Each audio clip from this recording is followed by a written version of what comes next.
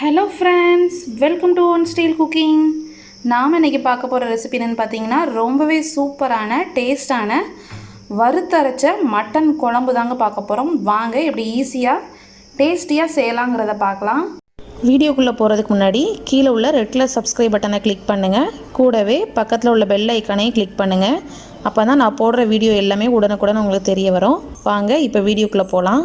வறுத்தரைச்ச mutton குழம்பு செய்கிறதுக்கு first ஒரு மசாலா ரெடி பண்ணிடலாம். ஃபஸ்ட்டு ஒரு கடாயில் கொஞ்சமாக ஆயில் சேர்த்துக்கோங்க. ஸோ ஆயில் ரொம்ப வேண்டாம், ஒரு 2 டீஸ்பூன் சேர்த்தா போதும். ஆயில் சூடானதும் இதில் வந்து 2 துண்டு பட்டை, 3 ஏலக்காய், 3 கிராம்பு, ஒரு ஸ்டார் அனீஸ் இதை சேர்த்துக்கலாம்.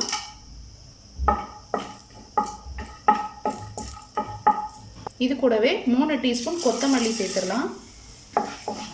ஸோ இதை சேர்த்து லைட்டாக வறுத்துக்கோங்க. ஸோ அடுப்பை வந்து லோ ஃப்ளேமில் வச்சு வறுக்கணும்.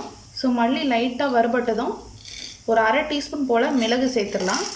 மிளகெல்லாம் சேர்த்து லைட்டாக வெடிக்க ஆரம்பிக்கும் போது காரத்துக்கு 3 வரமிளகாய் சேர்த்துருக்கேன். நான் ஆல்ரெடி மிளகு சேர்த்ததுனால 3 சேர்த்துருக்கேன். உங்களுக்கு எந்த அளவுக்கு காரம் வேணுமோ அதுக்கு எத்தனை சேர்த்துக்கோங்க. 1 டீஸ்பூன் போல் பெருஞ்சீரகம், ஒரு 1/2 டீஸ்பூன் ஜீரகம் இதை சேர்த்து லைட்டாக வறுத்துக்கலாம். கொஞ்சமாக கருவேப்பிலை. ஸோ கருவேப்பிலை சேர்த்தோன்னா ரொம்ப நல்லாயிருக்கும் ஃப்ளேவர் எல்லாமே. வறுத்து அரைச்சி செய்கிறதே பார்த்திங்கன்னா ரொம்ப ஃப்ளேவர்ஃபுல்லாக இருக்கும். நீங்கள் நார்மலாக மசாலா போட்டு செய்கிறத விட ஒரு 5-6 சின்ன வெங்காயத்தை இந்த மாதிரி கட் பண்ணி சேர்த்துக்கோங்க. ஸோ சின்ன வெங்காயம் தான் சேர்க்கணும். பெரிய வெங்காயம் சேர்த்திங்கன்னா ஒரு ஸ்வீட்னஸ் இருக்க மாதிரி இருக்கும். ஸோ சின்ன வெங்காயம் சேர்த்துக்கோங்க. இப்போ இஞ்சி பூண்டு பேஸ்ட்டு தனியாக சேர்க்குறதுனால சேர்க்கலாம். நான் இது கூடவே சேர்த்து அரைக்க போகிறேன். ஸோ ஒரு பெரிய துண்டு இஞ்சி கூடவே ஒரு 5 பல் பூண்டு. ஸோ நீங்கள் இஞ்சி பூண்டு பேஸ்ட் தனியாக வச்சுருந்தீங்கன்னா தனியாக கூட நீங்கள் சேர்த்துக்கலாம். இது கூட சேர்த்து அரைக்கணும்னு அவசியம் இல்லை. ஸோ நம்ம அரைக்கிறதுனால மொத்தமாக நான் இது கூடவே சேர்த்து அரைக்க போகிறேன். ஸோ இந்த வெங்காயம் கொஞ்சம் ஓரளவுக்கு வதங்கணும். இப்போ வெங்காயம் ஓரளவுக்கு வதங்கியிருக்கு. இந்த ஸ்டேஜில் துருவின தேங்காயை நம்ம சேர்த்துடலாம். ஒரு 4 டீஸ்பூன் போல் துருவின தேங்காய் சேர்த்துருக்கேன். ஸோ இதெல்லாம் சேர்த்து நல்லா மிக்ஸ் பண்ணி இதை நல்லா வறுத்துக்கோங்க. ஸோ இதில் ஃப்ளேவர் பார்த்திங்கன்னா வறுக்கும் போதே ரொம்ப சூப்பராக இருக்கும். குழம்பு வச்சு பார்த்திங்கன்னா நம்ம நார்மலாக கடையில் உள்ள பொடி வாங்கி செய்கிற மாதிரி இருக்காது. அதை விட ரொம்பவே ஃப்ளேவர்ஃபுல்லாகவும் இருக்கும், டேஸ்ட்டாகவும் இருக்கும். ஸோ பாருங்கள், எல்லா ஸ்பைசஸோட வாசனை நல்லா வரும். ஸோ இது வரைக்கும் நல்லா வறுத்துட்டு இப்போ நம்ம அடுப்பை ஆஃப் பண்ணிடலாம். இதை ஆற வச்சு நல்லா தண்ணி கொஞ்சம் கொஞ்சமாக சேர்த்து நல்லா ஃபைன் பேஸ்ட்டாக நல்லா அரைச்சி எடுத்துக்கோங்க. ஃபஸ்ட்டு ஒரு குக்கரில் கொஞ்சமாக ஆயில் சேர்த்துக்கோங்க. ஒரு 2 டீஸ்பூன் போல் ஆயில் சேர்த்துருக்கேன். மட்டனுக்கு வந்து ரொம்ப ஆயில் வேண்டாம், ஏன்னா அதில் வந்து மட்டன்லேயே நேச்சுரலாக கொழுப்பு இருக்கிறதுனால ரொம்ப ஆயில் தேவைப்படாது. இப்போ நான் இதில் 1/2 kg மட்டன் வச்சுருக்கேன், அது இதில் சேர்த்துடலாம். மட்டன் கூடவே ஒரு 1/2 டீஸ்பூன் போல் மஞ்சள் தூள் சேர்த்துக்கோங்க.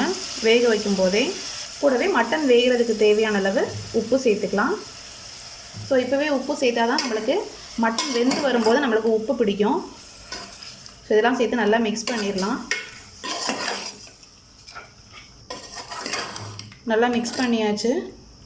ஸோ பாருங்கள், மட்டன் எப்பவுமே குழம்பு வாங்கும்போது கொஞ்சம் எலும்பு கொஞ்சம் கொழுப்பெல்லாம் சேர்த்து வாங்குங்க. ஸோ அப்போ அந்த குழம்பு வந்து ரொம்ப டேஸ்ட்டாக இருக்கும். இப்போ இதில் மட்டனுக்கு கொஞ்சமாக கீழே வர்றது வரைக்கும் தண்ணி சேர்த்துக்கலாம். ஸோ நான் 1 கிளாஸ் கரெக்டாக தண்ணி சேர்த்துருக்கேன், கரெக்டாக இருக்கும். தண்ணி வந்து ரொம்ப அதிகமாக சேர்த்திங்கன்னா உங்களுக்கு வந்து தண்ணி வெளியே வந்துடும் விசில் வரும்போது. ஸோ அதனால் ரொம்ப சேர்க்காதீங்க. நம்ம குக்கர் மூடிடலாம். ஸோ குக்கர் மூடி மட்டன் வந்து நான் ஒரு 6 விசில் விட போகிறேன்.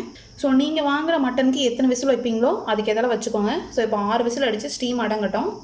இப்போ குழம்பு பண்ணுறதுக்கு கடாயில் கொஞ்சமாக ஆயில் சேர்த்துக்கலாம். ஆயில் நல்லா சூடானதும் ஒரு 1/2 டீஸ்பூன் போல் பெருஞ்சீரகம் சேர்த்துக்கோங்க.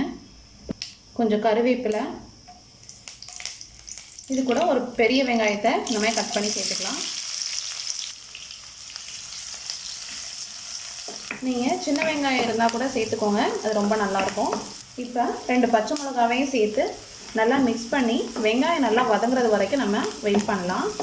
இப்போ பாருங்கள், வெங்காயம் நல்லா வதங்கிடுச்சு, நல்லா பொன்னிறமாக ஆகிடுச்சு. இந்த ஸ்டேஜில் நம்ம ஒரு தக்காளியை சேர்த்துடலாம். தக்காளி சேர்த்து நல்லா மிக்ஸ் பண்ணிடலாம். தக்காளி நல்லா வதங்கணும். சீக்கிரம் வதங்குறதுக்காக கொஞ்சமாக உப்பு சேர்த்துக்கலாம். மட்டனில் ஆல்ரெடி நம்ம உப்பு சேர்த்துருக்கோம், அதனால் பார்த்து சேர்த்துக்கோங்க. இப்போ இது ஒரு 2 நிமிஷம் நல்லா மூடி போட்டு மூடி வைக்கலாம். தக்காளி நல்லா குக் ஆகட்டும். இப்போ ஓப்பன் பண்ணிடலாம்.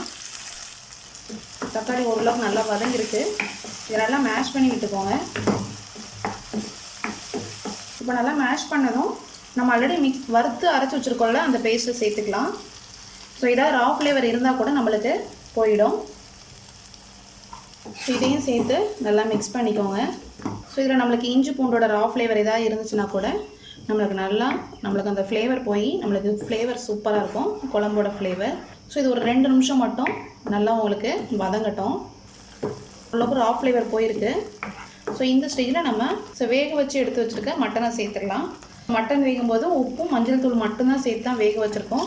ஸோ அந்த மட்டன் சேர்த்துக்கலாம். இது கூடவே கொஞ்சமாக நம்ம மிக்ஸி ஜார் கழுவி வச்ச தண்ணியும் சேர்த்துக்கலாம். இந்த மசாலா எல்லாமே பார்த்திங்கன்னா மட்டனில் நல்லா இறங்கணும். அதான் அதோடய ஃப்ளேவர் டேஸ்ட் எல்லாமே ரொம்ப நல்லாயிருக்கும். இப்போ கூட எக்ஸ்ட்ராவாக கொஞ்சமாக குழம்புக்கு தேவையான தண்ணி சேர்த்துக்கிறேன். இப்போ நல்லா மிக்ஸ் பண்ணி விட்டுக்கலாம். காரத்துக்கு வந்து மிளகாத்தூள், மிளகு சேர்த்துருக்கோம். எக்ஸ்ட்ராவாக உங்களுக்கு காரம் வேணுன்னா கூட நீங்கள் காரம் சேர்த்துக்கலாம். ஸோ இதில் நான் கொஞ்சமாக ஒரு அரை டீஸ்பூன் போல் கரம் மசாலா தூள் மட்டும் சேர்த்துருக்கேன். ஸோ இது ஆப்ஷனல் தான். ஸோ நம்ம பட்டை ஏலக்காய் எல்லாம் சேர்த்துருக்கிறதுனால உங்களுக்கு அந்தளவுக்கு தேவைப்படாது. எனக்கு இதோட ஃப்ளேவர் ரொம்ப பிடிக்கும், அதனால் நான் எக்ஸ்ட்ரா ஆட் பண்ணியிருக்கேன். அடுப்பை வந்து மீடியம் ஃப்ளேம்லேயே வச்சு ஒரு 10 நிமிஷம் கொதிக்க விடுங்க. ஸோ நம்மளுக்கு வந்து அந்த மட்டனில் அந்த உப்பு காரம் எல்லாமே ஏறி ரொம்ப சூப்பராக நம்மளுக்கு வறுத்தரைச்ச மட்டன் குழம்பு ரெடி ஆயிரும். ஸோ 10 மினிட்ஸ் ஆகட்டும். இப்போ ஓப்பன் பண்ணிடலாம். இப்போ பாருங்கள், குழம்பு சூப்பராக ரெடி ஆகிடுச்சு. அந்த மசாலா எல்லாம் மட்டனில் நல்லா இறங்கி நல்லா வாசனை இருக்குது. இப்போ ஃபைனலாக கொஞ்சமாக நம்ம கொத்தமல்லி இலையை தூவிடலாம். ஸோ கொத்தமல்லி இலை தூவி லைட்டாக மிக்ஸ் பண்ணி நம்ம அடுப்பை ஆஃப் பண்ணிடலாம். ஸோ பாருங்கள், மட்டன்லாம் நல்லா வெந்திருக்கு.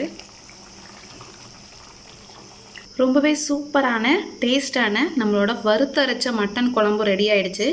ஸோ நீங்களும் உங்கள் வீட்டில் ட்ரை பண்ணி பாருங்கள். கண்டிப்பாக இந்த ரெசிபி உங்களுக்கும் பிடிக்கும்னு நினைக்கிறேன்.